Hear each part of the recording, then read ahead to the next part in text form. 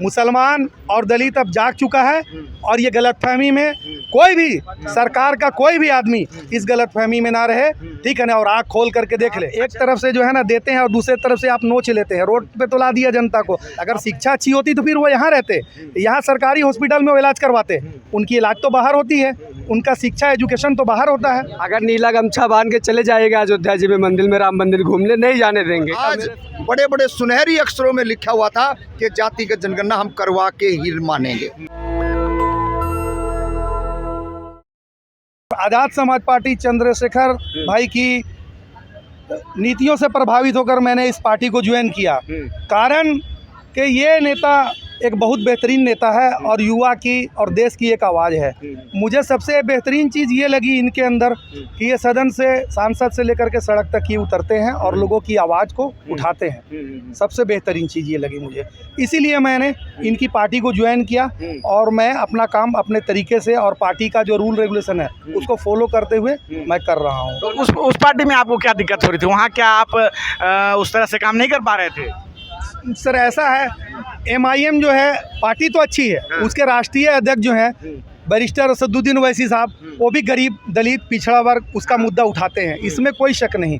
लेकिन वो सिर्फ सदन तक, सड़क में नहीं आते हैं। अच्छा, सड़क पे नहीं आते? सड़क में जो आता है पूरे हिंदुस्तान का सिर्फ एक ही नेता है जो है चंद्रशेखर आज़ाद, बाकी कोई भी नहीं। आप बता दो मुझे एक भी नेता। अभी राहुल गांधी भारत जोड़ो यात्रा किए थे ना, वो अच्छी बात है ना, वो तो मोहब्बत की दुकान चला रहे थे, ठीक है ना।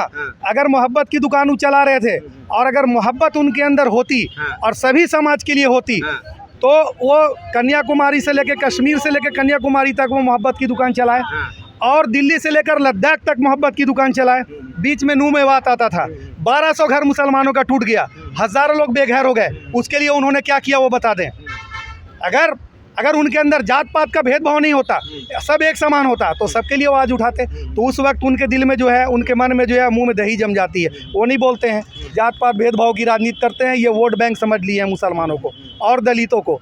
मुसलमान और दलित अब जाग चुका है और ये गलतफहमी में कोई भी सरकार का कोई भी आदमी इस गलतफहमी में ना रहे, ठीक है ना। और आँख खोल करके देख ले। अच्छा, ये जो अभी फैसला आया था सुप्रीम कोर्ट का 1 अगस्त को, तो वो दलितों के फैसले से रिलेटेड है कि SC/ST में जो है क्रीमी ले लागू गया। आप मुसलमान हैं तो आप इस आंदोलन में क्यों पार्टिसिपेट या मतलब जो अपना समर्थन दे रहे हैं, क्या कारण है? भाई समर्थन की बात यह है कि मैं तो सच के साथ हूँ ना, कोई जात पात भेदभाव की तो मैं राजनीति कर नहीं रहा हूँ। हमारे चंद्रशेखर आज़ाद जी नहीं करते हैं, हमारे राष्ट्रीय अध्यक्ष असदुद्दीन ओवैसी साहब नहीं करते हैं। वो तो सब समाज को लेकर के चलते हैं। अगर उनको लगता है कि सिर्फ मैं मुसलमान की बात करूं तो मुसलमान के वो नेता होते हैं, मुसलमान की वो पार्टी होती, वो तो सबको लेकर के चल रहे हैं। तो हम उस आदमी के साथ रहकर काम करना चाहेंगे जो समाज में भेदभाव की राजनीति ना करे और सबको एक समान समझे और लेकर के चले। मैं उस नेता के पीछे खड़ा होकर काम करना चाहूँगा। सुप्रीम कोर्ट का फैसला जो है गलत क्यों लगता है? बिल्कुल गलत है सर ये। और कारण क्या है गलत होने का? बट कारण तो एक नहीं, अनेक कारण है ना। बताइए। अब कारण ये है, सरकार जो है सिर्फ कोई ना कोई कानून लाती है नया, ठीक है ना, उसके बारे में कुछ सोच विचार नहीं करती है। सबसे पहले सरकार को इस चीज़ पे सोच विचार की है, बोली कि जो ऐसा है, जो कई समाज जो है, कई जातियां जो है उनका विकास हो गया है और कुछ जातियों का जो है प्रतिनिधित्व उस तरह से नहीं हुआ है, तो इस कारण वर्गीकरण किया जाए। तो वर्गीकरण तो आप कर ही रहे हैं ना, लेकिन आप ये भी बताओ ना कि उसका फ़ायदा क्या, फ़ायदा भी आप बता दो, ठीक है ना। आप एक तरफ से जो है ना देते हैं और दूसरे तरफ से आप नोच लेते हैं। रोड पे तो ला दिया जनता को। आप महंगाई पे बात करते नहीं हैं, ठीक है ना। आप शिक्षा पे बात करते नहीं हैं, आप स्वास्थ्य पे बात करते नहीं हैं, बेरोजगारी ला दिया, रोड पर सड़क पर लोग आ गए। शिक्षा पे बात, स्कूल कॉलेज खुले हुए हैं ही, लोग पढ़ रहे हैं और सरकार अपने हर बजट में शिक्षा का कुछ ना कुछ बजट लाती ही है। हालांकि कम लाती है, 4% ही लाती है जो भी है, लेकिन शिक्षा के लिए तो काम कर ही रही है सरकार। क्या बेहतर शिक्षा आप हमें बता दें। आप किसी भी स्टेट में जा करके देख लें, शिक्षा पे क्या बेहतर शिक्षा है? कहीं कोई बेहतर शिक्षा। नेता मंत्री के बच्चे जो हैं विदेशों में पढ़ते हैं। अगर शिक्षा अच्छी होती तो फिर वो यहाँ रहते, यहाँ सरकारी हॉस्पिटल में वो इलाज करवाते। उनकी इलाज तो बाहर होती है, उनका शिक्षा एजुकेशन तो बाहर होता है, फिर शिक्षा की बात कहाँ आती है? आपने मेरे बारे में क्या सोचा, आपने कमज़ोर वर्ग के बारे में क्या सोचा, आप वो मुझे बता दें, ठीक है। सरकार की ये गलत नीति। बच्चों को मतलब आप एक समान शिक्षा की बात कर रहे हैं? जी बिल्कुल, ठीक है। मैं अपने बच्चे को पढ़ाता हूँ। बहुत कष्ट में ज़िंदगी गुजर रही है मेरे भाई। जब मैं अपने आप से सोचता हूँ, मैं और दूसरों को देखता हूँ, तब मुझे ये महसूस होता है कि जब मैं इतना कष्ट में हूँ तो बाकी लोगों का क्या हाल होगा। चलिए ठीक है। आप कहाँ से आए सर? बरेली से। बरेली से। तो बरेली से सब काम धाम छोड़ के आज आप यहाँ हैं, कारण क्या है? चंद्रशेखर भाई की कारण। चंद्रशेखर भाई कारण हाँ जी, अब चुनाव जीत गए हैं, नेता बन गए हैं, फिर आज जो है अगर संघर्ष और बढ़ता चला जाएगा संघर्ष बढ़ेगा। जी। तो चंद्रशेखर जी पे आपको विश्वास है? जैसे सब लोग कहते हैं ना कि नेताजी चुनाव जीत जाते हैं तो फिर ध्यान नहीं देते हैं, तो पूरा विश्वास है, हाँ पूरा विश्वास है। पूरा विश्वास है। तो क्या मतलब ठीक है, कारण आपको पता है कौन सा मुद्दा क्या है? शिक्षा का भी है और ये जातिवादी चल रहा है, अच्छा, जातिगत जनगणना, हाँ इसका भी है। समाज में भेदभाव है, जातिगत जी बिल्कुल भेदभाव है, जी है बिल्कुल। आपके साथ क्या किस तरह का भेदभाव होता है? अब तो लोग बोल रहे हैं कि भाई बड़े बड़े शहर बन गए हैं, आधुनिकीकरण हो गया है, मेट्रो है, फ्लाईओवर है, चल रही हैं, और भाई तो अब मतलब भाई 5G चल रहा है, भारत अंतरिक्ष में जो है ऊंची छलांग लगा चुका है, विश्व के कई देशों में चांद के दक्षिणी हिस्से पर उतरा है। तो इस तरह की बातें जो है बहुत सारे लोग करते हैं। तो अब जातिवाद की बात ना करें, जाति जनगणना ना करें, इससे जात पात बढ़ेगा, इससे कुछ नहीं बढ़ेगा। हमें पता चलेगा हमारे छोटे समाज में कितनी जनता है, मिल रहा है, किसी को नहीं मिल रहा। पता तो चलेगा, हम जागरूक तो होंगे हमारे समाज में कितने लोग हैं, हमारी जनसंख्या क्या है। हमारे भेदभाव इसलिए मंदिर में जाने नहीं देते, एक मिनट, मंदिर में जाने नहीं देते, तो काय की वो है, मंदिर में जाने नहीं देते आप? नहीं जाने देते, तो बताइए कहाँ पर मंदिर में चले जाइए। अगर मंदिर में जाने दिया, अयोध्या मंदिर में जाने दिया, मंदिर में चले जाइए नीला गमछा बांध के, अगर जाने दो तो करना, नहीं जाने देंगे। नहीं, सामने आ जाओ, सामने आ जाओ। क्या नीला गमछा? अगर नीला गमछा बांध के चले जाएगा अयोध्या जी में मंदिर में, राम मंदिर घूमने, नहीं जाने देंगे। अब मेरे सामने की बात है, मैंने देखा है। कब की बात है? अभी जल्दी की बात है, लगभग 10-12 दिन की बात है। क्या हुआ था? 4-5 लड़के जा रहे थे अयोध्या मंदिर में नीला गमछा बांध के, पुलिस जाने नहीं दी थी उनको। क्या बोली पुलिस ने? क्या कहा? पुलिस ने हटा दिया था, भगा दिया था वहाँ पर। और पुजारी जातिवाद हरदम होता है गांव में। आइए, गांव में ब्राह्मण लोग घर में घुसने नहीं देते हैं, हाँ, और घर में घुसने खाने नहीं देते अपने बगल में। मान लीजिए उनका घर है, उनके घर में आप कैसे घुसेंगे? आपके घर में कोई हम आपसे बात करते हैं, 1 मिनट रुकिए। हाँ, तो वो तो उनका घर है, घर में घुसना तो भाई अलग चीज़ है, आपका संबंध है। अगर आपसे उनकी मित्रता है या कोई बातचीत है तब जाएंगे। आप किसी भी के घर में तो ऐसे नहीं जाएंगे ना, आपका पर्सनल संबंध रहेगा, जब उनसे दोस्ती रहेगी तब जाएंगे ना। ऐसे भी अगर दोस्ती भी रहती है तब भी अगर जाओगे, अगर ब्राह्मण हमारा, अब मैं चमार हूँ, अगर ब्राह्मण दोस्ती है, जब खास दोस्ती रहेगी तभी घर में हल्ले देगा।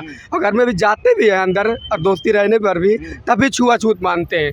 अगर मानते हैं तब भी मानते हैं। गांव में अभी भी ये लागू है, और गांव में चलकर न माने देख लीजिए आप। तुम्हारे साथ हुआ है? आप? हमारे साथ हुआ है, गांव में हुआ है। नहीं, घर में घुसने नहीं देते जल्दी, जब बड़े लोग होते बड़े घर बना लेते, घर में घुसने नहीं देते, छुआछूत मानते हैं। क्या कहते हैं, क्या किस तरह का व्यवहार करते हैं? घर में घुसने नहीं देते। पहली बात, अगर वो खुद घर पर बुलाते हैं तो गेट पर खड़े करते हैं। अच्छा, हाँ, इसीलिए हम लोग जाना नहीं चाहते हैं। अगर जाएंगे तो खाना तो पत्तल में देते हैं, इसीलिए हम लोग अभी बाकी लोगों को थाली में देते हैं। बाकी जैसे उनकी जाति बिरादरी यादव और वैसी जाति रहती है, उनको थाली में देते हैं, हम लोगों को पत्तल में देते हैं। इसीलिए हमारी बिरादरी समझ गई है कि अभी जो राम मंदिर का जो प्राण प्रतिष्ठा हुआ था, तो उसमें तो सभी लोगों को बुलाया गया था ना। उसमें ऐसा थोड़ी कहा गया था कि भाई जो है चमार, दलित या बाकी लोग नहीं आएंगे, कोई भी बुलाया गया था, ये तो मालूम। बाकी नीला गमछा नहीं बांध के गए थे, ठीक वैसे गए थे, जाति पता नहीं थी। सुनो, अच्छा चलिए, हाँ बताइए, आप कहाँ से आए हैं? आप? हम जिला फतेहपुर, तहसील बंदकी, पोस्ट खदरा, नाम मेरा बराती लाल बौद्ध। अच्छा, हाँ बताइए आप। ये है कि मैं अपने यहाँ दुकानों में जाता हूँ तो दुकानदार जैसे दही लेने जाता हूँ तो हाथ हमको पूड़िया में भर के फेंक के देते हैं, तो जातिवाद है नहीं? पुड़िया में भर के फेंक के देते हैं? हाँ, दुकानदार आपसे दूर होगा तो पुड़िया फेंक दिया होगा। ऐसा दुकानदार को ऐसा व्यवहार ही नहीं करना चाहिए ना। होंगे और तो तब आपको जैसे होता है, कई बार होता है कि तो दुकानदार दूर है, ग्राहक दूर है, तो मेरी तरह दुकानदार अंधा है क्या? उसको हाथ में देना चाहिए कि ये अंधा आदमी है, तुम इसको हाथ में दे। क्या मेरी तरह वो अंधा है, सम्मान करना चाहिए। तो फेंक के क्यों देता है? तो ये इसका मतलब जातिवाद है। अच्छा ठीक है, ये तो एक घटना। और किस तरह की घटना आपके साथ आपने अनुभव किया है, आपने देखा है? हमने ये घटना किया कि एक विकलांग आदमी को छड़ी मिलना चाहिए, तो क्या छड़ी के लिए आय जात प्रमाण पत्र बनवाना पड़ता है, आय प्रमाण पत्र बनवाना पड़ता है। ऐसा तो कोई सरकार में था नहीं, जैसा इसी सरकार में किया गया ऐसा। हाँ, और 8 महीने से विकलांगों की पेंशन हमारी रुकी पड़ी है, क्यों नहीं दी जाती? और हम उसके पात्र हैं, और जो ठाकुर पंडित है उसको पेंशन मिलती है। अच्छा, ठाकुर पंडित जो विकलांग उनको पेंशन मिल रही है? हाँ, ये पक्की जानकारी है? पक्की जानकारी है। जांच हो जाए, हम जांच में चलेंगे। गांव गंचौली मेरा जिला फतेहपुर है, पोस्ट खदरा, थाना यौंग, है जानकारी करवा लीजिए। मेरा नाम बराती लाल है, जब मर्जी आ जाना। हाँ, तो मतलब कि वहाँ के जो ठाकुर ब्राह्मण है, जो विकलांग है उस समुदाय में, हाँ। उन लोगों का पेंशन मिल रहा है। और पंडित प्रधान है, पंडित पंडितों की सुनता है, गरीबों की विकलांगों की सुनता नहीं है। हाँ, और उस तरह से वो बस अपनी जाति के लोगों के लिए काम करता और क्या, है। अपनी जाति के लिए तो जाति जनगणना होनी चाहिए। हाँ होनी चाहिए। तो ये जो लोग पढ़े लिखे जो लोग कहते हैं कि जाति जनगणना नहीं होनी चाहिए, जाति तभी भेदभाव नहीं होना चाहिए, सबके लिए बराबर सम्मान होना चाहिए। क्या नाम बताया आपने? नाम मेरा बराती लाल है। देखिए बाराती लाल जी कितनी सही बात कर रहे हैं कि अगर जाति जनगणना जो है होनी चाहिए और नहीं होनी चाहिए तो भेदभाव भी नहीं होना चाहिए। हमारे साथ एक और भाई साहब, कहाँ से आए आप सर? झारखंड से हैं, प्रतापपुर प्रखंड, जिला चतरा से हैं। अच्छा, चतरा से आप आए हैं जी। अच्छा, तो यहाँ पे आने का जो कारण है क्या? वो जो महारैली थी, महारैली जो 1 अगस्त को जो क्रीमी लेयर कानून लागू की गई थी SC ST का वर्गीकरण में, उस कानून को खिलाफ में हम लोग 21 सितंबर को एक महा आंदोलन निकाले थे पूरा देश में, और उस आंदोलन को सफल भी बनाए, क्योंकि पूरे देश में इस आंदोलन चले भी और सफल भी रहा, समझ गए। और उस आंदोलन जो क्रीमी लेयर कानून जो लागू की गई थी, उसको वापस लेने के लिए हम सभी ने आज बड़े भाई चंद्रशेखर भाई को हाथ को मजबूत करने के लिए हम सभी यहाँ एकत्रित हुए थे। तो क्रीमी लेयर नहीं लागू होना चाहिए, ऐसा क्यों? क्रीमी लेयर लागू नहीं होना चाहिए, ऐसा कारण है क्योंकि हमारे समाज में जो लोग हैं SC ST वर्ग के, आज भी जो है से अच्छे से कपड़ा नहीं पहन पा रहे हैं, अच्छे से खाना नहीं खा पा रहे हैं, अच्छे से शिक्षा नहीं है, अच्छी रोजगार नहीं है। वो क्रीमी लेयर जैसा कानून लागू होगा तो और बेहतर मजा जाएगी। अच्छा, कुछ लोग समर्थन भी कर रहे हैं फैसले का, आपको पता सुना ही होंगे, कुछ लोग फैसले का तो उनके बारे में क्या कहेंगे? उनको तो कह रहे हैं कि अब हमारे हक में फैसला आया है तो कई लोगों के पेट में दर्द हो रहा है, उसको क्या कहेंगे? नहीं, तो कारण है, देखिए जो लोग इस फैसले को स्वीकार किए हैं और जो लोग समर्थन किए हैं, उन्हें मैं बधाई के पात्र हूँ। इसलिए बधाई के पात्र हूँ कि वो गरीब शोषित पीड़ित का मसीहा बने हैं, बेहतर है, ये चीज़ तो है। लेकिन कहने का मतलब है कि जब हमारे समाज के लोग, खास करके SC ST के वर्ग के लोग पढ़ना लिखना चालू कर दिया, अच्छा अफसर बनना चालू कर दिया, तो ये मनोवादी तत्व के लोगों को पेट में दर्द चालू हो गई। कभी NRC, कभी CA जैसा कानून, कभी जो ऐसे बहुत तरह की माने संविधान में वार्तालाप किए जा रही है, बदलाव किया जा रहा है। हाँ, जो बदलाव किया जा रहा है वो बिल्कुल कानूनन जुर्म है, वो चीज़ नहीं होना चाहिए था। तो हम यही मांग करेंगे कि इस चीज़ को सरकार वापस ले, और नहीं तो इससे भी बहुत बड़ा जन आक्रोश आंदोलन लगेगी। अच्छा, हमारे साथ तो यहाँ बहुत सारे लोग हैं। अब रामफल जांगड़ा भी आ गए हैं। सर, क्या कहना चाहेंगे? जो रैली हुई है, तो रैली तो बड़ी शानदार रही, आपने देखा। रैली देखकर आप क्या कहना चाहेंगे चंद्रशेखर आज़ाद के बारे में? देखिए, ये तो हम बहुत लंबे समय से, आज वो कहते हैं ना, रिकॉर्ड तोड़ने वाली बात है। हम 2017 में जंतर मंतर पर भाई की पहली रैली थी, तो हम बड़े, हमारे शंकाएं थी कि इतनी भीड़ ये कहाँ से आई है। और 4-5 साल ये रही भी हमारे दिमाग में कि ये कहीं ना कहीं BJP के, RSS के या किसी और दल की भीड़ हो सकती है।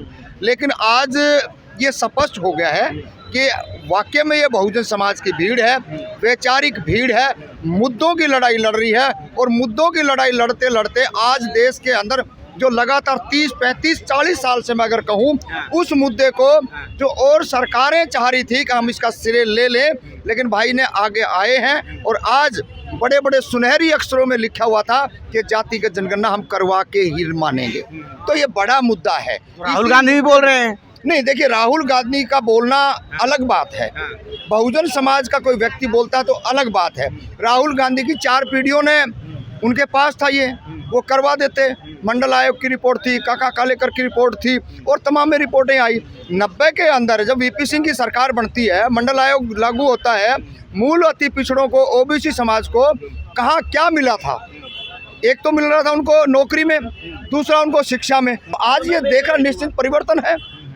तो इसी परिवर्तन को हम देख रहे हैं कि बिल्कुल बहुत जल्दी ही इस देश के अंदर, जैसे कल की ही बात है, बड़े मतलब जोर शोर से शाम को जैसे 7 से 8 बजे, और हरियाणा के अंदर एक बहुत बड़ी आवाज़ निकल के आई कि बहन शैलजा जी ने कहा कि मैं मुख्यमंत्री बनने की मेरी भी तो इच्छा है, हम भी तो चाहते हैं।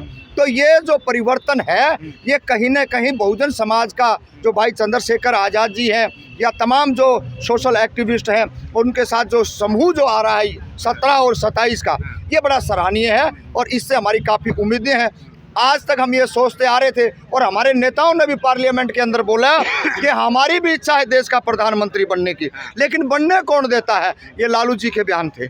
तो आज हमारे दिलों में, दिमाग में, और हम बिल्कुल गदगद हैं कि अब इस देश के हुक्मरान, इस देश के प्रधानमंत्री भी हम बिल्कुल बनेंगे। चलिए ठीक है। तो ये थे रामफल जंगलात जी, और भी बहुत सारे लोग थे जो आज इन्होंने बात की किस प्रकार से चंद्रशेखर आज़ाद ने जो यहाँ रैली बुलाई थी, यहाँ आज इतनी ज़्यादा संख्या में लोग आए हुए थे और बहुजन समाज के लोगों ने आज अपनी वो मांग रखी कि जातीय जनगणना होनी चाहिए और सुप्रीम कोर्ट के फैसले पर रोक लगनी चाहिए। क्या है आपकी राय इस बातचीत पर? आप अपनी राय हमें ज़रूर बताएं। मैं रंजय कुमार, कैमरामैन आशीष के साथ, नेशनल दस्तक। धन्यवाद। नेशनल दस्तक की आपसे गुजारिश है कि अगर इसको बचाना चाहते हैं तो नेशनल दस्तक को सब्सक्राइब करने के लिए रेड कलर के सब्सक्राइब बटन को दबाएं, फिर बेल आइकन की घंटी दबाएं।